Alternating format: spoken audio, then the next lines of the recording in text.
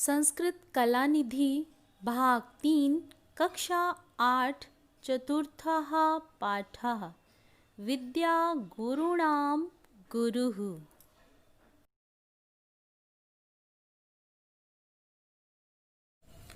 माँ सरस्वती के चरणों में प्रणाम। आप सभी को सुप्रभात। पिछली कक्षा में हमने पढ़ा था चतुर्थ पाठ संस्कृत श्लोक, पहला श्लोक और दूसरा श्लोक, जिसमें विद्या की विशेषता का वर्णन किया गया है। आज हम पढ़ेंगे तीसरा और चौथा श्लोक। तीसरे श्लोक का उच्चारण करती हूं।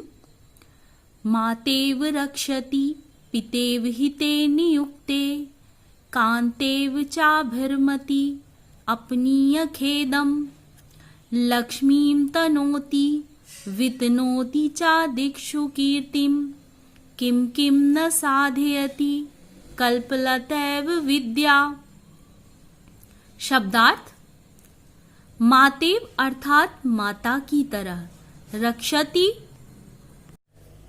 रक्षा करती है, पितेव पिता की तरह, हिते हित के कार्य में, नियुक्ते लगाती है, कांतेव पत्नी की तरह, चाभिर्मति चा और आभिर्मति, चा अर्थात और आभिर्मति प्रसन्न करती है, अपनीय अपना कर, खेदम दुख को, लक्ष्मीम शोभा, तनोति देती है, वितनोति फैलाती है, चा और, दिक्षु देकर, कीर्तिम यश, किम किम क्या क्या, न नहीं, साधयति कर सकती है, कल्पलतेव विद्या। कल्पलता एक वृक्ष है जो स्वर्ग में पाया जाता है और यह सभी इच्छाओं को पूर्ण करता है। तो जिस प्रकार से कल्पलता का वृक्ष इच्छाओं को पूरा करता है, वैसे ही विद्या भी। अनुवाद करते हैं। विद्या माता की तरह रक्षा करती है, पिता की तरह हित के कार्य में लगाती है, पत्नी की तरह प्रसन्न करती है और दुख को अपनाती है, शोभा प्रदान करती है और यश फैलाती है, चारों दिशाओं में यश को फैलाती है। सचमुच विद्या तो कल्पलता वृक्ष की तरह क्या क्या नहीं कर सकती है। यह हमारी सभी इच्छाओं को पूरी कर सकती है, पर इसे अर्जित करने की आवश्यकता है। चौथा श्लोक।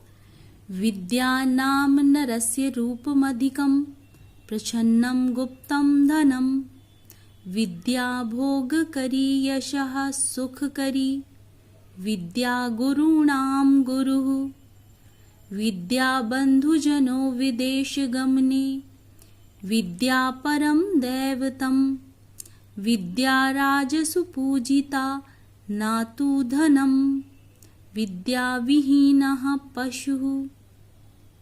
शब्दार्थ: विद्या अर्थात विद्या, नरस्य मनुष्य, रूप मधिकम रूप में, प्रच्छन्नम गुप्तम छुपा हुआ, गुप्त गुप्त रूप से छुपा हुआ, धनम धन है, विद्या भोग करी भोगने योग्य, यशः यश प्रदान करने वाली, सुख करी सुख देने वाली, विद्या गुरुणाम गुरुओं की भी गुरु गुरु है, विद्या बंधुजनों बंधु अर्थात भाई भाई की तरह है, विदेश गमने विदेश जाने पर, विद्या परम परम अर्थात श्रेष्ठ, दैवतम देवता, विद्या राजसु राजसु राजाओं के द्वारा, पूजिता पूजी जाती है। ना तू, ना की, धनम धन। विद्या विहीन, विद्या से रहित। पशु, पशु। अनुवाद करते हैं। विद्या नामक धन मनुष्य के रूप में छुपा हुआ गुप्त धन है। विद्या भोगने के योग्य है, यश प्रदान करने वाली है, सुख प्रदान करने वाली है। विद्या तो गुरुओं की भी गुरु है। विदेश जाने पर विद्या भाई की तरह हमारी सहायता करती है। निश्चित ही यह तो श्रेष्ठ देवता है। विद्या तो श्रेष्ठ देवता है। इसीलिए विद्या की राजाओं द्वारा पूजा की जाती है, ना कि धन की।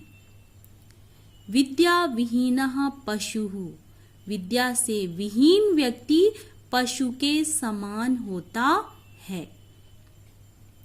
इस प्रकार से आपने इन श्लोकों को पढ़कर यह समझ लिया होगा कि हमारे जीवन में विद्या की कितनी ज्यादा आवश्यकता है। इसके बिना हम पशु के समान हैं और अपनी इच्छाओं को भी पूर्ण नहीं कर सकते। हर व्यक्ति चाहता है कि हमारे जीवन में जो भी इच्छाएं हैं वो पूर्ण हों, लेकिन ये सभी इच्छाएं विद्या के बिना पूर्ण नहीं हो सकती हैं।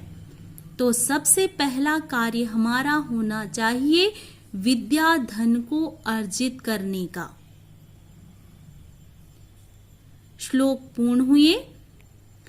अगली कक्षा में हम अभ्यास कार्य पढ़ेंगे।